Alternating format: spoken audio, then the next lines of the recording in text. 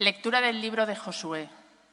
En aquellos días el Señor dijo a Josué: Hoy os he despojado del oprobio de Egipto. Los israelitas acamparon en Gilgal y celebraron la Pascua al atardecer del día 14 del mes, en la estepa de Jericó. El día siguiente a la Pascua, ese mismo día, comieron del fruto de la tierra, panes ácimos y espigas fritas. Cuando comenzaron a comer del fruto de la tierra, cesó el maná. Los israelitas ya no tuvieron maná, sino que aquel año comieron de la cosecha de la tierra de Canaán. Palabra de Dios. Te alabamos, Señor. Gustad y ved qué bueno es el Señor. Gustad y ved qué bueno es el Señor.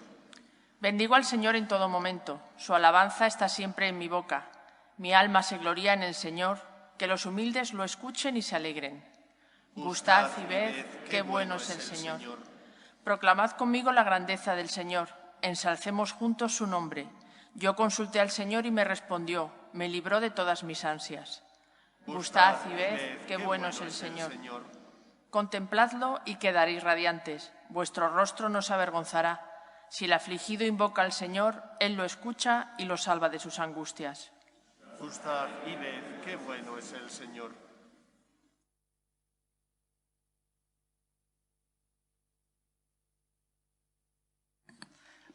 Lectura de la segunda carta del apóstol San Pablo a los Corintios. Hermanos, el que es de Cristo es una criatura nueva.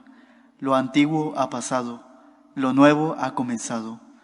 Todo esto viene de Dios, que por medio de Cristo nos reconcilió consigo y nos encargó el ministerio de la reconciliación. Es decir, Dios mismo estaba en Cristo reconciliando al mundo consigo, sin pedirle cuentas de sus pecados, y a nosotros nos ha confiado la palabra de la reconciliación. Por eso, nosotros actuamos como enviados de Cristo, y es como si Dios mismo os exhortara por nuestro medio. En nombre de Cristo, os pedimos que os reconciliéis con Dios.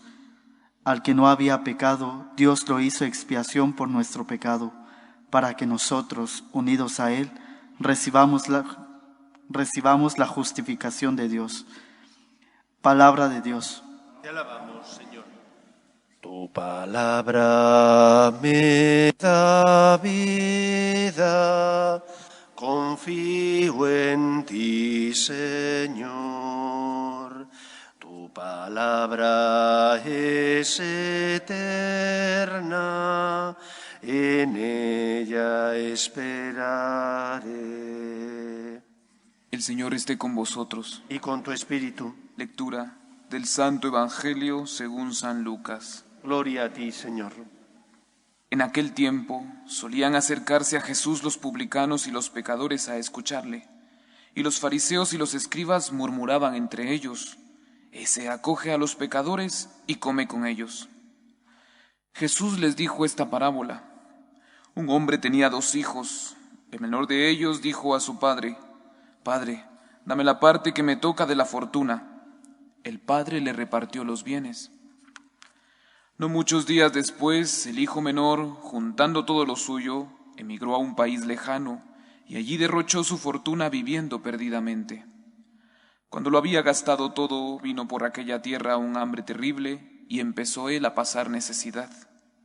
Fue entonces, y tanto le insistió a un habitante de aquel país, que lo mandó a sus campos a guardar cerdos.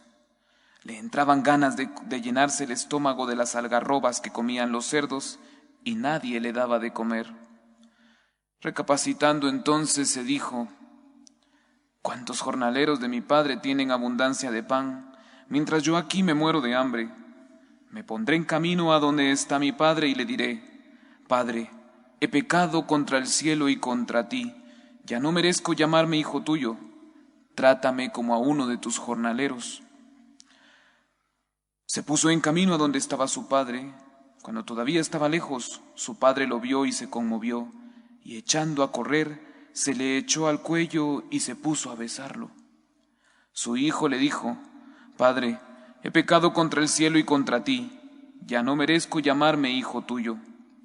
Pero el padre dijo a sus criados: Sacad enseguida el mejor traje y vestidlo, ponedle un anillo en la mano y sandalias en los pies. traed el ternero cebado y matadlo. Celebremos un banquete, porque este hijo mío estaba muerto y ha revivido, estaba perdido y lo hemos encontrado. Y empezaron el banquete. Su hijo mayor estaba en el campo. Cuando al volver se acercaba a la casa, oyó la música y el baile, y llamando a uno de los mozos, le preguntó qué pasaba. Este le contestó: ha vuelto tu hermano, y tu padre ha matado el ternero cebado porque lo ha recobrado con salud. Él se indignó y se negaba a entrar, pero su padre salió e intentaba persuadirlo. Y él replicó a su padre: mira, en tantos años como te sirvo sin desobedecer nunca una orden tuya, a mí nunca me has dado un cabrito para tener un banquete con mis amigos. Y cuando ha venido ese hijo tuyo que se ha comido tus bienes con malas mujeres, le matas el ternero cebado. El padre le dijo: hijo, tú siempre estás conmigo, y todo lo mío es tuyo. Deberías alegrarte porque este hermano tuyo estaba muerto y ha revivido, estaba perdido y lo hemos encontrado. Palabra del Señor. Gloria a ti, Señor Jesús. Si hay una palabra que es utilizada hoy en día en la Iglesia con suma frecuencia, pero a veces sin darle el sentido que Cristo le dio, es la palabra misericordia. Hemos escuchado en esta parábola que acaba de proclamar el padre Raúl cómo el padre espera al hijo. Desgraciadamente, a veces el lenguaje mal utilizado sirve para confundir a las personas. ¿Cuántas veces escuchamos hablar de la muerte o el asesinato de los mayores o de los enfermos con el eufemismo eutanasia o muerte dulce? Y todos sabemos lo que es. Es el asesinato de una persona que está enferma o está mayor, a la que se le induce a pedir la muerte, pues porque ya no produce, ya es una carga para la sociedad. Lógicamente no se dice eso, se dice el pobrecito ya está en las últimas, vamos a evitarle el sufrimiento, qué sentido tiene su vida, como si la vida solo tuviera sentido cuando uno es perfecto, cuando no tiene problemas, cuando no hay problemas de salud, y que yo sepa, todos tenemos de una forma o de otra dificultades. Os comento esto porque esta parábola que acabamos de escuchar es conocida entre los teólogos como la parábola del hijo pródigo. Pero es que, caray, el hijo no es el centro de la parábola. El centro de la parábola es el padre. El hijo es un sinvergüenza y es una persona que vuelve porque no tiene otra, no tiene cómo llenar el estómago. Y no regresa porque está convencido de que ha obrado mal, regresa porque no tiene cómo llenar el estómago. Y entonces intenta enmascarar lo que ha hecho bajo la figura del arrepentimiento. Pero no es verdad. Si el hijo hubiera tenido comida, no habría cambiado y vuelto a su país, ni con su padre. Pero como no tenía alimento, entonces no le quedó otra. Creo que, por lo tanto, hay veces donde, sin darnos cuenta, utilizamos palabras sin que les demos el significado adecuado. Y una de esas palabras en nuestra época y en la Iglesia es la misericordia. Es que como Dios es misericordioso, yo lo he llegado a escuchar, ¿cómo va a existir el infierno? Es que Dios es Padre, es misericordia, no puede existir el infierno. Cuando el infierno existe, es dogma de fe, y tenemos que creerlo los católicos, no porque Dios quiera que tú vayas al infierno, sino porque tú le has dado la espalda a Dios. ¿Qué ocurre con la palabra misericordia? Yo quisiera explicaros, al menos muy esquemáticamente, qué es la misericordia y cómo tenemos que interpretarla. Y para eso, como siempre, en lugar de ir a lo que dicen los hombres, tenemos que acudir a lo que dice Cristo. En primer lugar, la misericordia es un atributo divino. Junto con otros, Dios es el Todopoderoso. Nos lo enseña el Antiguo Testamento. Dios es el Creador. Dios es un Dios celoso. No le gusta que le tomen el pelo. Dios es juez. Aparece así en la revelación de Dios a los hombres en el Antiguo Testamento. Y ya en el Antiguo Testamento aparece que ese Dios que es todopoderoso, que es el Dios único, que es el Dios que hace todo de la nada, ese Dios que es juez, también es misericordia. Y Cristo nos revela que esa misericordia de Dios va unida a también ese otro atributo que es el de la paternidad. Dios es Padre y rico en misericordia.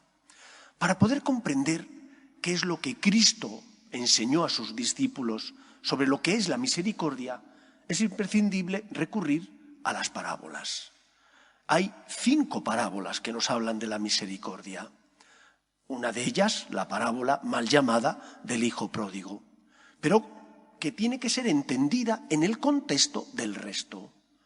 Hay 5 de ellas que aparecen en Lucas y la última en Mateo. Las 2 primeras, muy similares, la parábola de la oveja perdida, todos la conocéis, de la moneda perdida también, la dracma perdida, donde se nos habla de cómo Dios va a buscar al ser humano. No es el hombre el que tiene la iniciativa. Dios, que es misericordioso, quiere salvar a los hombres.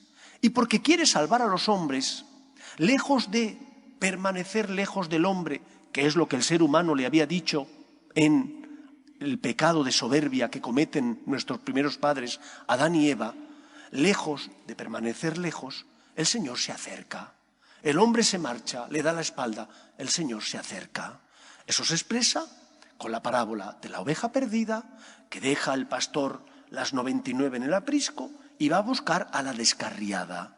Y con la moneda perdida, donde la mujer, dice Jesús en la parábola, aquella que pierde la moneda, revuelve por toda la casa y cuando la encuentra llama a sus vecinas y les dice: felicitadme, he encontrado la moneda que se me había perdido. Esta es la alegría que Dios siente cuando te encuentra porque tú le abres el corazón. Esta es la alegría que el Señor experimenta cuando encuentra la oveja perdida y, a pesar de las heridas que tiene, en lugar de recriminarle, lo que hace es cargarla sobre los hombros para llevársela al aprisco y curarla y de esa manera restablecer su salud. Dios tiene la iniciativa. Porque es rico en misericordia, Dios no nos paga como merecen nuestros pecados. Porque es rico en misericordia, Dios te perdona y envía a su Hijo al mundo para salvarte. No eres tú el que tienes la iniciativa, es Dios el que toma la iniciativa buscándote a ti, siendo paciente, porque es rico en misericordia. Esta es una de las consecuencias de la misericordia de Dios. Pero hay más parábolas. La tercera parábola es la parábola del hijo pródigo, del buen samaritano, donde Cristo expresa quién es mi prójimo y cómo tengo que tratar a mi prójimo. Y cuenta Jesús esa parábola del hombre que apalean, lo dejan medio muerto al borde del camino, pasa un experto en la ley, da media vuelta porque tiene mucha prisa y se marcha. No le ha hecho mal, pero tampoco le ha hecho bien. Pero como él no le ha hecho mal, como no le ha pegado, se marcha justificado. Y pasa un sacerdote judío y ocurre lo mismo. Él no le ha hecho mal, no le ha pegado, no le ha robado, pero tampoco le socorre. Y sin embargo pasa un samaritano, una persona que era primo hermano de los judíos y estaban bastante enemistados, y dice Jesús que él lo coge, lo carga en la cabalgadura, lo lleva a la posada, paga lo que vale su atención en la posada y se marcha. Y le dice al posadero, cuando vuelva, si te debo algo, me lo dices y te pagaré más. Y pregunta a Jesús, ¿quién se comportó como buen prójimo? Y todos dijeron, lógicamente, el samaritano, que ha tenido entrañas de misericordia. ¿Qué nos enseña esa parábola? Que no solo basta con no hacer el mal, que un cristiano, imitando a Dios que es rico en misericordia, también tiene que hacer todo el bien que esté en su mano.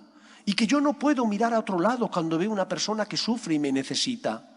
Que yo, que recibo la misericordia de Dios que ama el primero y me busca, que yo que recibo la misericordia de Dios que tiene compasión de mí y a pesar de que mis pecados merecen otra paga, me da misericordia, compasión y perdón en lugar de lo que merezco, yo también tengo que tratar así a los que pasan por mi vida. Tercera parábola, la parábola del buen samaritano. Última parábola, junto con la que acabamos de escuchar del hijo pródigo, y algunos esta no la suelen conocer, el siervo malvado, aquel que acude al rey porque debe dinero al rey, y el rey dice que pague, vendiendo él y su familia, que pague lo que debe. Y se echa al suelo, suplica misericordia y compasión. Y entonces el rey tiene misericordia de ese hombre, le perdona la deuda y le permite que siga y salga libre. Pero cuando sale de casa del rey, se encuentra a un compañero que le debe mucho menos de lo que él le debía al rey. Y entonces lo agarra del cuello y le dice: págame lo que me debes, y si no lo haces te llevo al juez para que pagues con ello. Los demás compañeros, que vieron cómo el rey le había tratado con misericordia, estaban escandalizados y acudieron al rey diciéndole: mira lo que ha hecho este al que tú has perdonado. Y entonces el rey le llamó y le dijo: siervo malvado, ¿no te había perdonado yo toda esa gran deuda que tú me debías? ¿No debías hacer tú lo mismo? ¿En qué consiste, por tanto, el atributo de la misericordia divina? Consiste, entre otras muchas cosas, en que es Dios el que toma la iniciativa y acude a buscarte. No seas remiso, no seas soberbio, no impidas que el Señor cargue tu persona sobre sus hombros, cargue tu pecado para aliviarte. Deja que el Señor te perdone, porque acude a ti, te busca para salvarte, porque te ama y porque te quiere. No seas soberbio, deja que el Señor lleve a cabo la misión en ti que Él quiere realizar. En segundo lugar, el Señor es feliz cuando tú te fías de Él, cuando tú le abres tu corazón y en lugar de ser soberbio, eres humilde. ¿Qué has caído? Pide perdón. ¿Que te has equivocado? ¿Que has tropezado? Dile: Señor, lo siento. Si Él sabe lo que hay en tu corazón, hay más alegría en el cielo por un solo pecador que se convierta que por 99 que no necesitan conversión. Tercera enseñanza: este Señor, que es misericordioso, que nos perdona la deuda, espera que tú también obres de la misma manera. Tienes ojos para ver, utilízalos. Tienes corazón para tener sensibilidad, deja que el corazón guíe tus pasos. Un cristiano que ve con los ojos y siente con el corazón tiene que sentir como Cristo, que tiene compasión de nosotros y que, en lugar de pagarnos como merecen nuestros pecados, se inmola, sube a la cruz, derrama su sangre para con su sangre limpiar nuestros pecados. Por lo tanto, ten una mirada de compasión también tú con los demás. El que está a tu lado no es tu infierno, como decía Jean-Paul Sartre. Es verdad que a veces se equivoca, cierto. Es verdad que en muchas ocasiones sus tropiezos te hacen daño a ti, es verdad. Pero también tú tropiezas y caes y haces daño a los demás. Y tienes que tener, o deberías tener, también misericordia como Dios la tiene contigo. Y por último, la parábola del siervo malvado. Te van a pagar con la medida que te uses. La medida que uséis la usarán con vosotros. Y nosotros no actuamos por miedo. Un cristiano tiene que actuar por agradecimiento a Dios, pero tiene que recordar también que Dios es justo y que la misericordia de Dios no está reñida con la justicia, sino que al contrario, cuando tú no tratas con amor a los demás, cuando tú no perdonas, cuando tú no tienes entrañas de misericordia y por lo tanto compasión del que sufre, ¿cómo te presentas tú a la iglesia después a pedir al Señor ayuda si tú eres incapaz de perdonar? Hipócrita, dice el Señor, antes de presentar tu ofrenda ante el altar, ve y pide perdón a tu hermano. Y cuando estés reconciliado con tu hermano, entonces podrás venir. Por lo tanto, creo que desgraciadamente se utiliza en demasía y mal la palabra misericordia para expresar cosas que Cristo no ha dicho. Lo que yo os he dicho es lo que se desprende de las parábolas de la misericordia, donde Cristo expresa cómo es Dios, que es un Dios rico en misericordia, pero que no es un Dios al que se le puede tomar el pelo. Vivamos bien la parábola mal llamada del hijo pródigo. Si nos hemos ido, volvamos. Pero no volvamos por interés, sino volvamos porque hay alguien que me espera, que es mi Padre Dios. Pero no volvamos solo cuando no me queda otra. Volvamos cuando sentimos en nuestro corazón que lo hemos hecho mal. Sé humilde y reconoce que no te has comportado bien. Sé humilde y vuelve porque hay alguien que sufre por ti. Y ese que sufre por ti se llama tu Padre Dios. Y ese que sufre por ti te ama tanto que envió a su Hijo al mundo para salvarte. Se quitó lo más preciado que tenía para darte vida a ti. Fíjate si te quiere y si te ama. Y cuando no comprendas los planes de Dios, que ocurre con mucha frecuencia porque no somos Dios y no podemos meter en nuestra mente al Señor, haz un acto de fe. Mira la cruz de Cristo, haz un acto de confianza. Recuerda cómo Dios es rico en misericordia y no te ha pagado como merecen tus pecados. Pues que este Evangelio de este domingo nos ayude a preparar bien nuestro corazón para celebrar la Pascua. Pasemos del pecado a la vida, pasemos del egoísmo a poner el corazón y amar a Dios, pasemos de la religión calculada que solo obra para quedar justificado y tranquilo y no complicarse la vida, a la religión del amor, que es la religión que Cristo nos enseña, donde no basta solo con no hacer el mal, sino también tenemos que luchar por hacer como Cristo y como Dios Padre nos enseña todo el bien que esté en nuestra mano. Por eso Jesús nos dejó el mandamiento nuevo, que no abole el resto de los 10 mandamientos, sino que los plenifica y culmina. Amaos los unos a los otros, como yo os he amado. Porque es rico en misericordia, tenemos la suerte de recibir el amor de Dios, pero también tenemos el deber de, porque respetamos ese amor de Dios, llevarlo y practicarlo con los que pasan por nuestra vida. Que el Señor nos ayude.